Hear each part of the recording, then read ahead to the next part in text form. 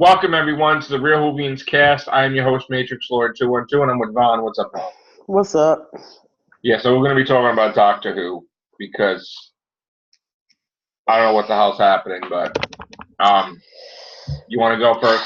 Man, I don't spoil it for myself because I look on site, so I already know what's going to probably happen, and I'm not okay with it. I think that he deserves more than what they given him from what I've read, and no. Supposedly he's so pissed off that the first Doctor treats Bill like shit Yeah. that he becomes a woman, which is fucking stupid.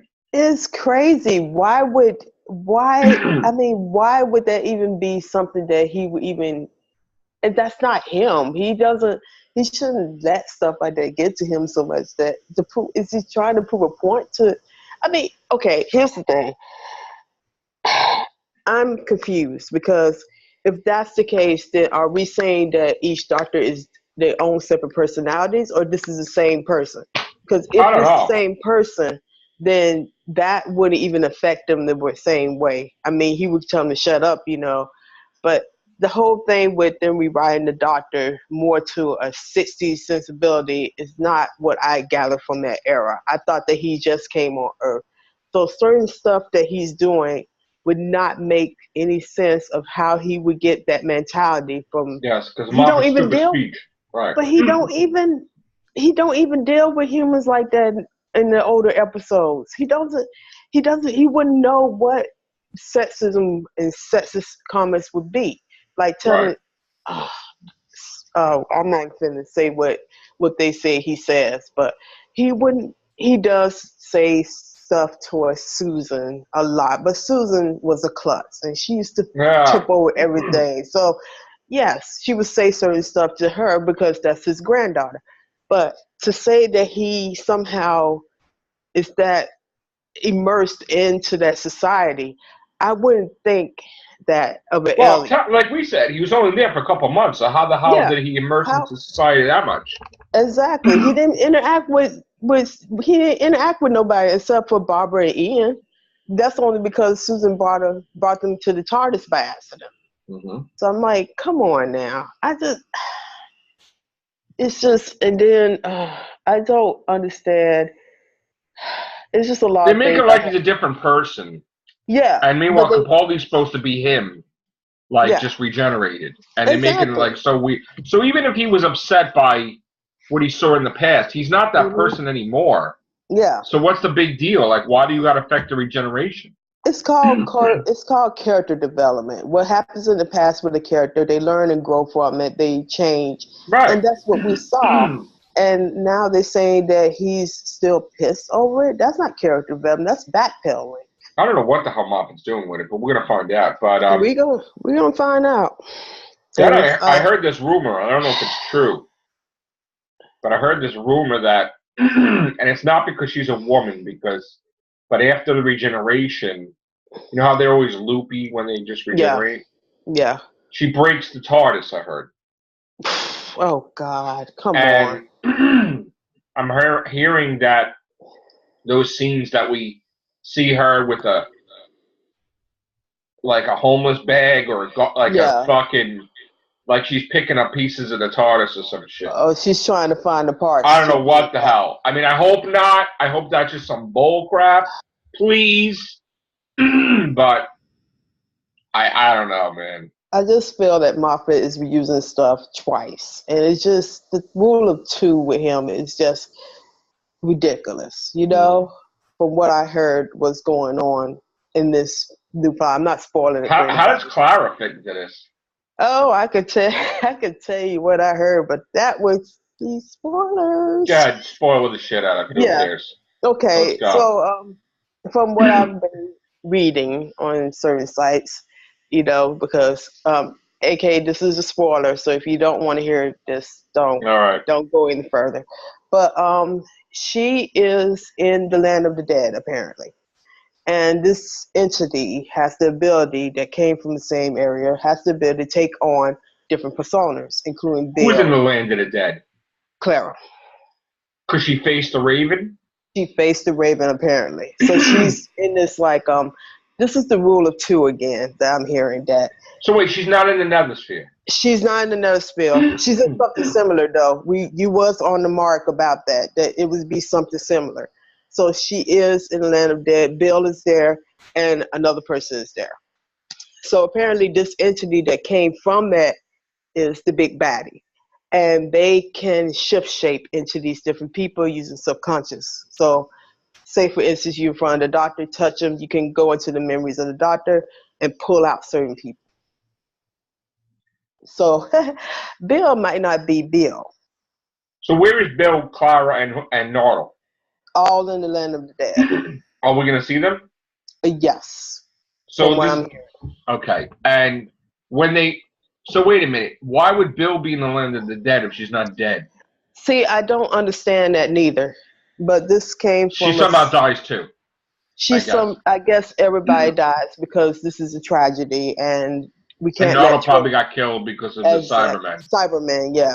So okay, it's all tragedy. We can't let Trell be happy for 1 minute. He has to be the when they get. Let me ask you a question. When they get released, their spirit goes wherever, or they're gonna have bodies again? See, that's the part I don't know, because apparently the glass woman is from this we're gonna call it universe, because I don't know what it's gonna be. I mean, this is what I read. She's from this same area where they supposed to be at, so she knows who's there and who's not there. But if you take it is the Nethersphere. They are uploaded there apparently, and she just takes the form.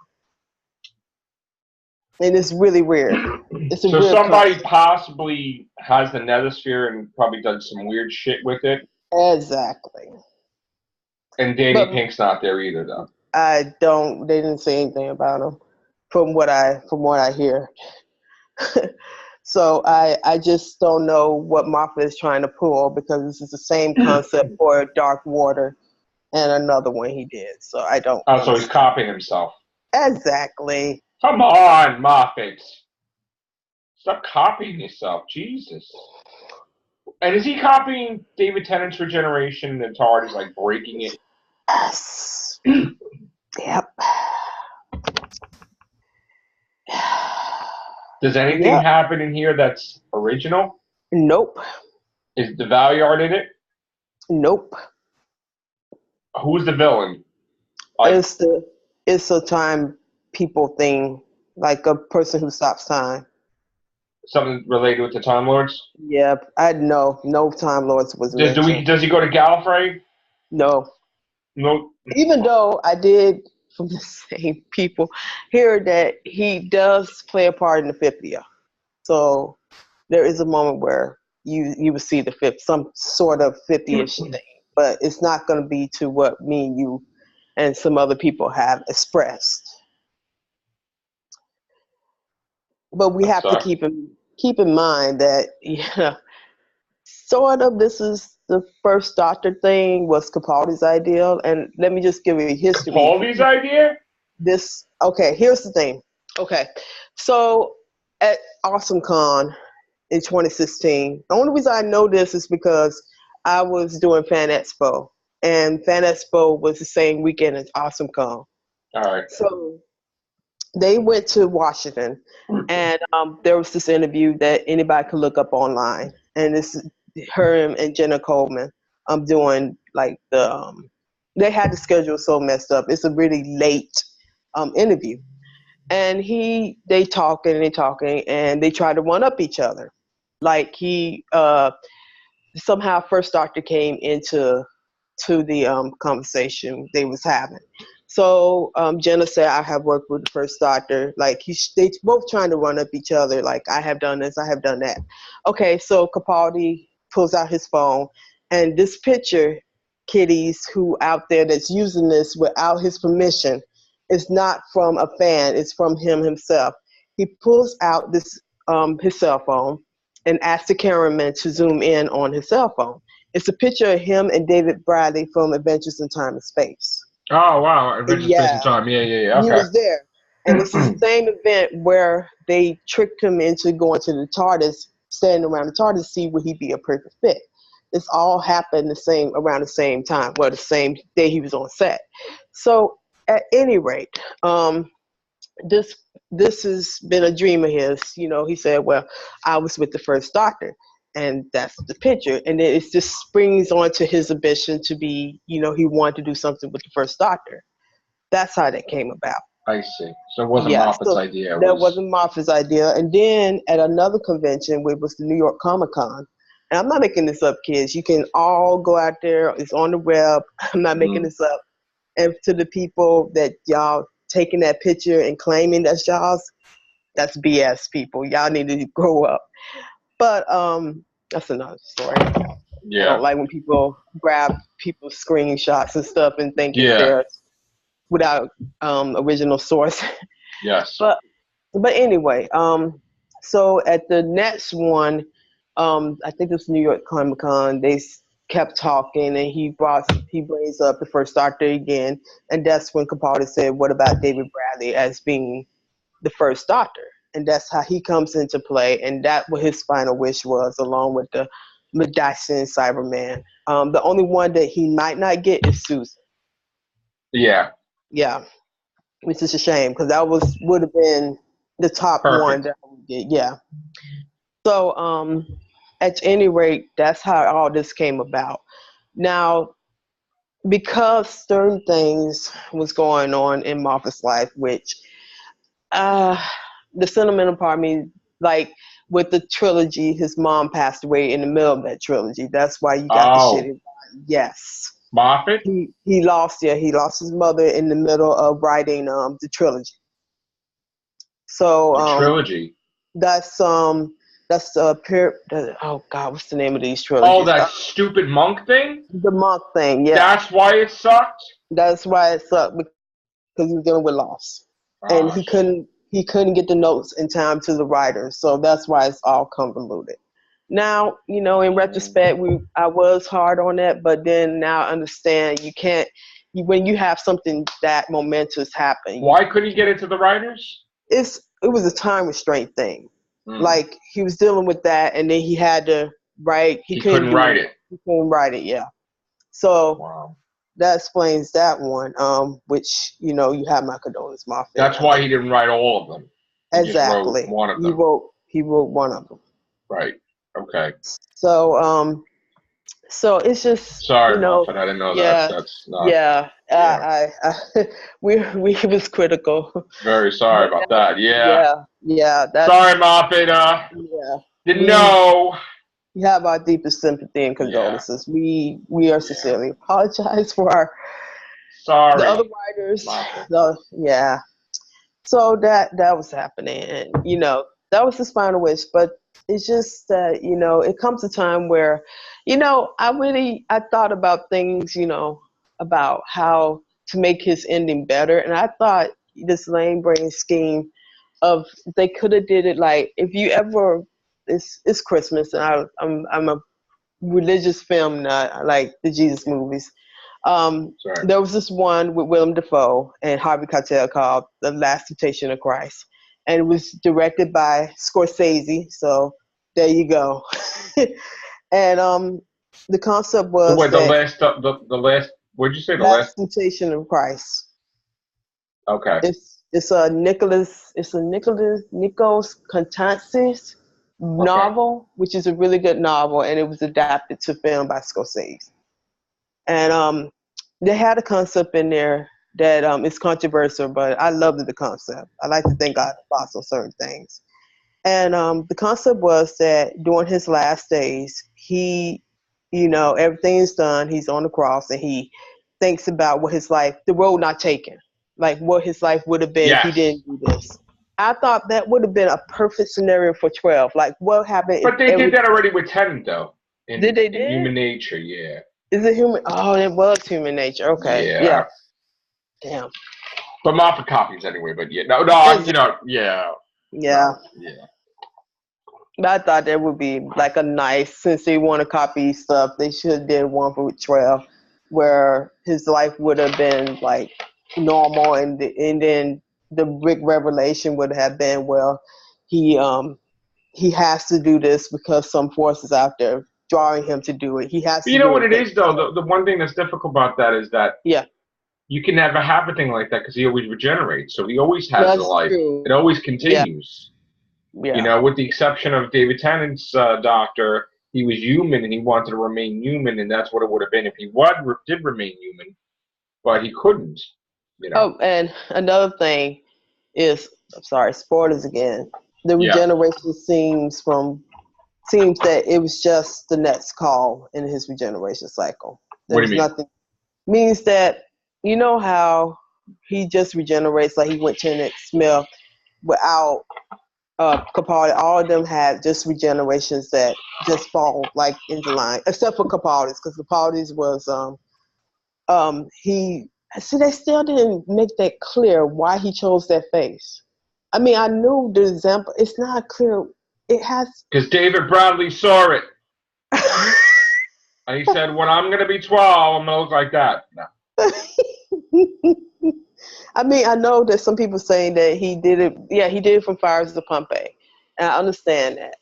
But he saved a life with something he does all the time. But why specifically his face? So in other words, every doctor was planned, with the exception of Capaldi's doctor. Yeah. Because Capaldi's doctor, that was the end of the cycle anyway. Yeah, it was the end of the cycle. It was a new cycle. New cycle. So in this new cycle, it's just going to be just the way things fall, which is... In other words, nothing's planned. Nothing planned. Just the next one in line, yep. Which makes me kind of mad because I would... Because I always felt like when the 8th Doctor was going to regenerate, it was always going to be Christopher Eccleston. Mm-hmm. And because the Sisterhood of Karn stepped in, the War Doctor went ahead of that. But still, Christopher Eccleston came. Like, you know, the 9th. Mm-hmm. I always feel that way, that was that was going to happen that way, you know? Yeah. But this one is just going to be what it is in the second regeneration cycle. That's how it's falling. Yeah. Which I guess I'm okay with that. I mean, if it happens. But isn't it that he becomes a woman for specific reasons? See, I don't know. I mean, that shouldn't be a reason, though. I mean, I know, you know, the disrespect and all of that, but see, eventually he's going to get so good at it that he's going to be able to control it. Oh God, what her name Curator. is? Yeah, like the curator. The curator and oh God, what is the girl's name? I forgot her name. Ramona could choose faces too. Yeah. And I don't know. Well, she studied it at the Academy of Regeneration really deep. So she was able to she was a student in the regeneration class. Oh, so wow. She knew, you know. Yeah.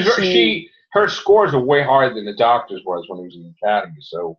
Oh, well. She was able to do more the doctor strikes me as a troublemaker anyway. The doctor threw out the manual how to fly the TARDIS. And meanwhile, he knows how to fly it better than someone who wrote the manual. Exactly. Now, so it's like, you know. I don't know. But it's just, you know, sorry. What is Nardo going to do? I mean, he's just there? He's just there. And from what I'm hearing, what about Mark Gatiss' character? Oh, they don't know yet. I mean, it's up in the air what he is. Why did this creature froze the whole time in space? To go after the doctor or something? I don't know why. I mean, that's the one thing they didn't spoil is that I don't know why. If they could tie this creature into the like there's all these creatures like you know you have the Weeping Angels. Mm-hmm. Maybe it's something connected to the Weeping Angels. It might. That would be interesting. If they did that. Lost.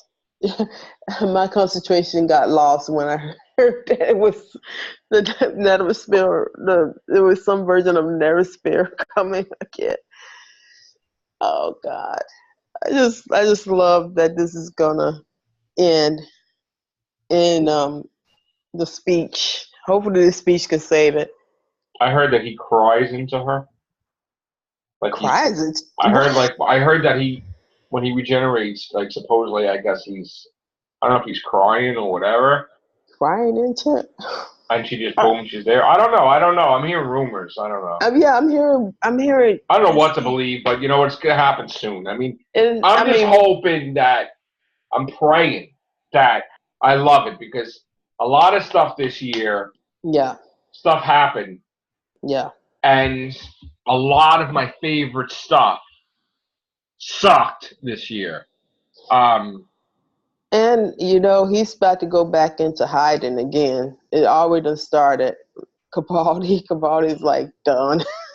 Oh, he's going to do movies for a while? I think he's going back into hiding. Well, when they see him on the street, he's dressed the way he is. That's the way the doctor dressed. Yeah. Like, he's just, people taking pictures of him sleeping on the subway or something, and he just... God, that was just so bad. Remember that? He was knocked out. With the fucking sonic shades and shit? Shit. Knocked out. The guy can't even go order food. But what? I appreciate more about the Capaldi era. You actually see the doctor ages up during this whole era. Like, you see him come in, like Malcolm Tucker, like, and then he ages. I said, I love you, Capaldi. I like his hair darker, remember? Yeah. River said, you're going to do those roots. Mm-hmm. Like, having it dark like that and up like that, I love that. I'm telling you, he had to push for that because it was like, from what I hear, they was not going to have it. They was going to cut it again. He's like, just go ahead, let it grow out. And I was like, yes, Capaldi. Yeah. Do your thing on that stage. You win the victories, man. I don't like him with short hair. He looked too much like Malcolm Tucker. Like, the Ace series is just, I'll probably go back to that, though. Yeah, he probably will. He already have. He done cut his hair since then. But it's it's shorter. I was like, Oh, so he's going back. Okay. He's going back, yeah. He said in the interview that he can't. I'm sorry, I don't know too much about this man, but I truly adore this man. Is he doing Malcolm Tucker again? No. Not that I know of. And like I said, he only do a character once, and then he leaves it alone. What we think? He haven't went back. Well, he didn't go back to Malcolm Tucker a lot, but that's because of Doctor Who. He'll be back to Malcolm Tucker, I think. I hope so. I want to see what happens after the incident at the end. I have a feeling we haven't seen the last of Moffat either. Because Moffat and Russell T. Davies are doing Doctor Who book stuff. Is he still doing the Dracula thing? I don't know what he's doing right now. Good Lord. It's like, I know that I saw the other day he was at a convention with his wife, and they have a movie company that he's making tons of money. And he was doing his business with her. Mm-hmm. And they were interviewing him. He wasn't there for Doctor Who. It was just his stuff. So I don't know what he's doing. A movie company for real? He has like a production company, some type of TV company thing that he's making a lot of money with his wife. Ooh. Which is really his wife's company or his wife's mother's company or something like that. But, but still. Listen, he could do a Steven Spielberg movie like that if he wanted to. I mean, he did Tintin. Yeah. I mean, he can go back and do something else. I mean, the sky's the limit. He's talented. I just think that he needs to rest up and get his head back in the game. Because I'm overly critical about Doctor Who. But then I also, after working this job, can understand that job is about the same length of time that I work. Like, it's day to night job, and you have to be on it. I mean, it's hard, man. Listen, I never thought that I would have as many jobs as I do now. Yeah. And I got to tell you, when I was joking around about, and talking about how I had 4 jobs, I never thought I would take a 5th job. Oh, good for you. Thank you. I mean, in a way, yes. In a way, no. I mean, the only problem that is affecting all the jobs is my health has been crappy because of my mouth. But I mean, I can't believe it is true, but I actually know what Peter Parker feels like because one of my jobs is J. Jonah Jameson boss. Like, literally. I actually, before I did this cast, I was doing that for 20 minutes. Oh, wow. I was talking to the head of the freaking magazine. Right. And he's like, $50! Oh, whatever. It's like, it's 100! And I'm like, so 20 minutes. I did 2 articles. And I laughed because it's like, Peter Parker goes through that all the time. Fictional character, but This is what he went through. I This mean, mother chewed you down. it's tough, and the next And showrunner. it's Christmas, for crying out loud. Nobody should be doing that. No. But anyway, yeah. So 5 jobs. As long as I'm healthy, But I would want to eliminate some. But that's and that's what I'm saying. He needs to. I mean, he had a tough year, and now I'm more understanding of that because that's a big thing that happened in his life. And when I lost my mother, it was the worst week of my life. Mm-hmm. One of the worst weeks of my life. I mean, when I lost my dad too, but I was done. Yeah, you don't even understand. I totally know what he went through. Yeah. And nothing else matters at that point. It's like, you're losing your mother. It's like, you don't want to even deal with it. It's like, whatever. But so I know, and especially all the hours he put in, and you put in hours and I put in hours. And it's like, it's crazy. I mean, it's just like, you have to keep going because you're getting a paycheck and that's your job. When my dad died, I just was working at this job. I just started this new job. I was an inventory control supervisor. I was like loss prevention in this big retail company. And I just started. And it happened, and I had to have off. Right after I started. Like, this is the first week I was in. Right. And I was, I don't care. Like, I mean, they were very nice about it. But that was the most important thing. Of course, I'm not going to go in. That was at the wake and the funeral, and had to just get it, Yeah. But I really couldn't have too much time after that. I had to go right back in, But it's rough. It's just. And of course, your head is not in the game. I'm going to tell you right now. When my mom died, I could not write, nor did I want to write, and I was going to give it all up until my family members at the wake were like, trying to knock some sense into me. And then even after that, through Facebook, my family members like, what are you doing? Like, your mom, your mom loved your writing. She wouldn't want you to give up everything you love. Like, what's the matter with you? She's gone. She's in a better place. You're here on Earth, Yeah. Like, do your thing, Like, why waste time alive?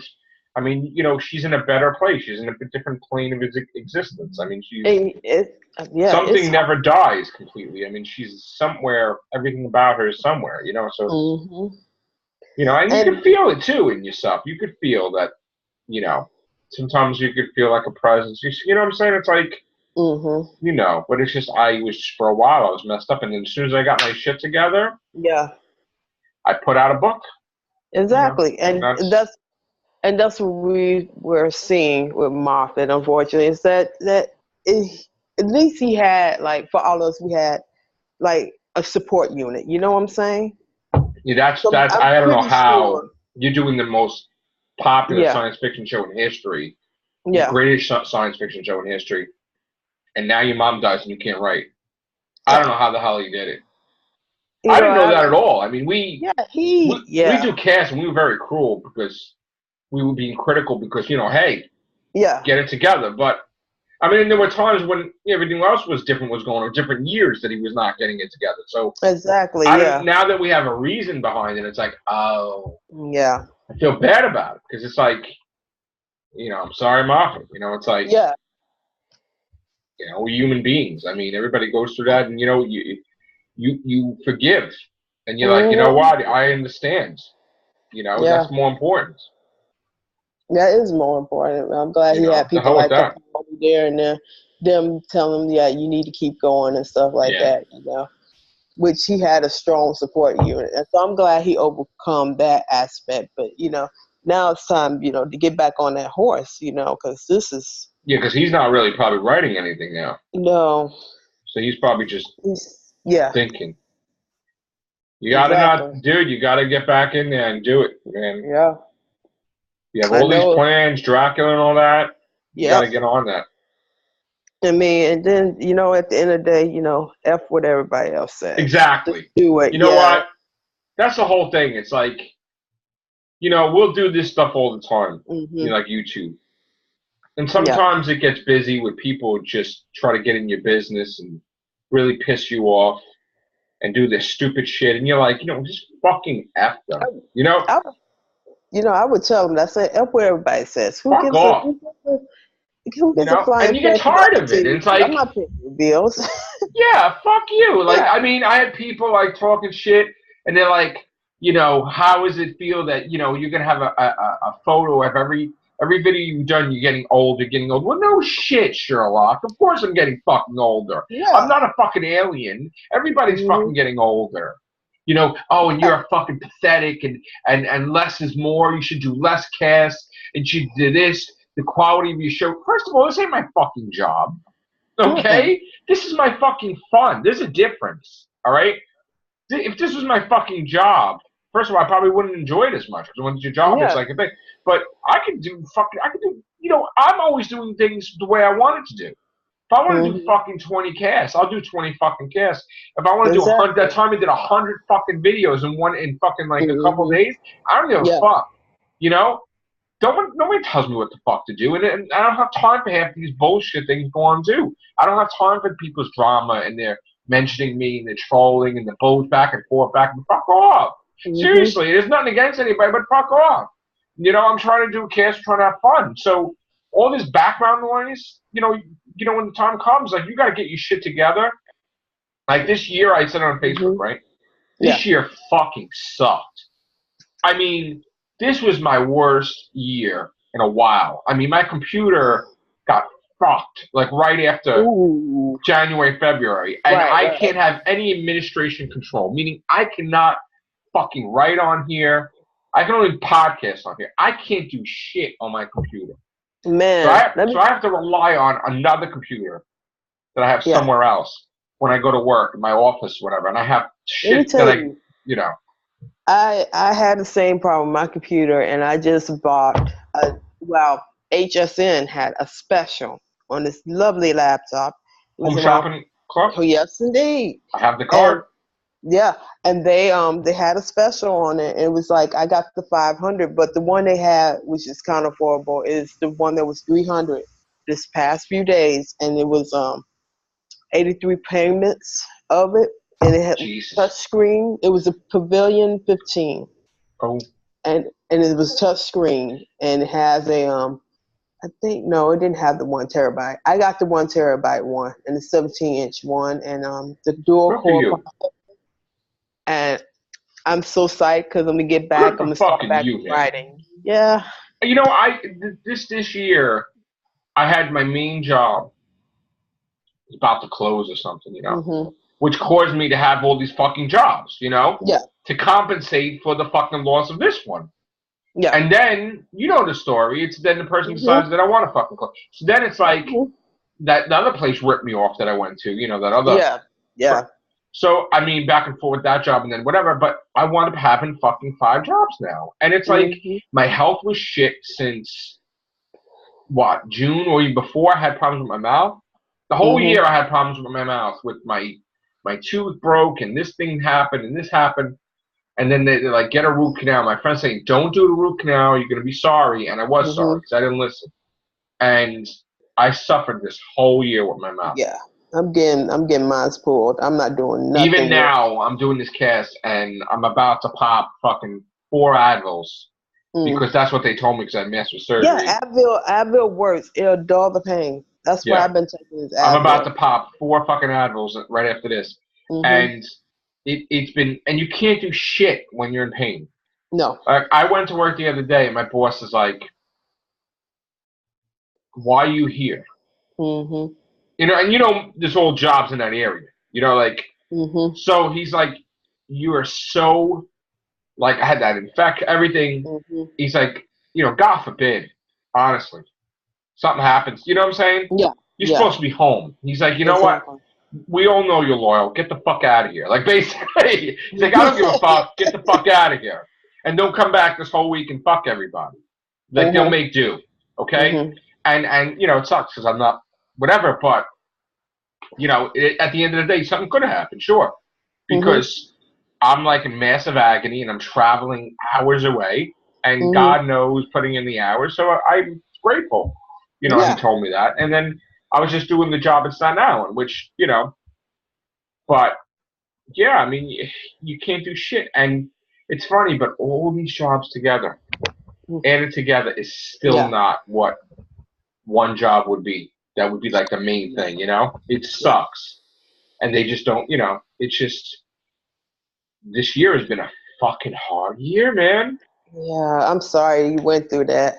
Everybody goes through shit too. I mean, we all don't have like my 4 cars or anything like that. No, whatever. But whatever. Yeah. But you know, I know. I'm just thankful. But you know, yeah. That with I can't talk about the company, but that's all right. With the job that I have now, I'm having a munchkin. I'm sorry. That's okay. The job that I have now, I mean, I'm blessed for this job because last year I didn't have a buy I couldn't buy gifts. I couldn't pay bills. Yeah. I mean, I have literally did a 360, even though this job is tiresome, but it pays the bills. And that's all I want. You know, I can get things that I want if I want. Not to bring this back, but Peter Capaldi says something very, you know, that's real, because he was almost homeless for a year. They're about to sell their house and everything. It was rough. So when he says this is from personal experience, that at the end of the day, he just want to buy a cup of coffee when he wants to. I was like, he wants what? He wants just to buy a cup of coffee every now and then. I get like that too. It gets so hard that you're actually managing the pennies in your pocket. Exactly. And sometimes you just say, you know what? Fuck it. I did the same fucking thing today. I said, you know what? Fuck it. I'm going to buy a pizza pot. Exactly. I don't give a fuck. You know? And I just did today. I'm like, you know, I haven't had pizza in ages. I don't have it every day like I used to. And things are different. Even the other day, I did have a cup of coffee at Dunkin' Donuts. I'm like, fuck it, you know? Fuck it. I don't care, man. You get like a baby, because you're like, no, man. You can't lose and sacrifice everything. Yeah, and you gotta have that shit. His story, you know, inspired me kind of, because I could see that he's, you know, he came like during the period he was about to lose his house and stuff. That's why his wife. I didn't know any of that. Yeah, his wife is a executive producer on one of the popular shows. Like she has. Now she is, right? Yeah, she's she changed her, like she was an actress too, and she changed. This is how good his wife is. She changed her job profession and got work as a producer. Like she had background, and then she was blessed to get these jobs while he was still out there trying to get the jobs as an actor. And as things started turning around, I think the story goes that he went to like a calling audition, and that went shitty. And he was about to quit acting altogether because it wasn't paying the bills, you know, and they were struggling. Then he got a call from Amanda Nucci and went to his audition. And the story goes that the one thing that Amanda asked him was, act like you're firing somebody. That's all he asked. And he was so nonchalant about that was the thick of it? That was the thick of it, yeah. Just act fucking nasty all the time? Yeah. Just angry? But it was like he was angry already because he knew the people at this audition and they still wouldn't hire him. So he went to this audition, and the only thing Ananda Nucci asked him was to act like he fired somebody, and he blowed him away because he was real pissed off anger. Like he was like, I don't care, you know, do what you have to do, go, you know, this type of thing that he would tell the person. And it was amazing. He got it hired because Ananda wanted him. So he got hired the same day. And then, you know, as I say, the rest is history. He went on to be Malcolm Tucker. That's what inspired, that he kept to the floor. And it's amazing how things like that happen, like when you least suspect it. You know, when I was having this pain the other day, and it was driving me nuts, and I'm like, oh, I can't write like this. But I was like, oh, fuck it, let me try. And I'm in massive agony. But that's when you're writing that shit is deep. Yeah. And I wrote this fucking shit, and I'm like, and I put it in my thing, and I left it there for a couple of days, and today when I wasn't as in pain, you know, there's periods Yeah. where I'm not in pain. I looked at it and I'm like, that's another book. That's another thing. That's another. And I started writing today. And I'm like, this is going to be something else, you know, something different, not the happy, you know, because of course you're in pain, you're in agony. It's going to be an angry thing, you know. It's like, so I'm like, this is something else.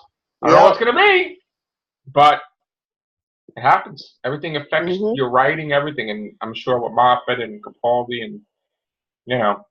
Yeah. But it's just amazing how the world works sometimes, how the universe, you know, kind of sees what's going on, and, you know. Like you get people coming into your life. Yeah. Over and over and over. You bump into people constantly. It's like everything's meant to be. Same thing like with Sharon. You know, I went to school with her. I know her since like 7th grade, you know? And, you know, my parents loved her and they wanted her to be my girlfriend and we were just friends and I didn't see her that way. And we went off and doing our own thing and I went here and she went there and always remained in each other's lives. And when my dad passed away, she invited me to a 30th party and I didn't want to go. I wanted to be in like a seclusion. I just was going into like I was so depressed, like my dad and everything, but she got me out of it and she had a boyfriend at the time and I went and, you know, it was interesting. You know, it's like we stayed in each other's lives and then after everything happened, whatever we both experienced went together. But it's like, you know, you have people in your life that come in, they go, they come and they go, but it's all for a reason. Everything is for a reason. There's a reason behind it, you know? Exactly. You might not know it. But yeah. But you learn something from it, or something happens from it, good or bad, you know? Yeah. You're supposed to grow from it. Life is a test. Yeah. It doesn't really matter how you pass or if you fail it. It's the way you go about it, basically. Yeah. So, all right. I hope you guys enjoyed the Real Whovians cast, and we're getting a little personal here, but that's okay. Yeah. It's all right. We'll be back in an everything show because I did treat myself to something that I want to show off on here. So we'll be back on the everything show. So take care. Bye for now. Bye.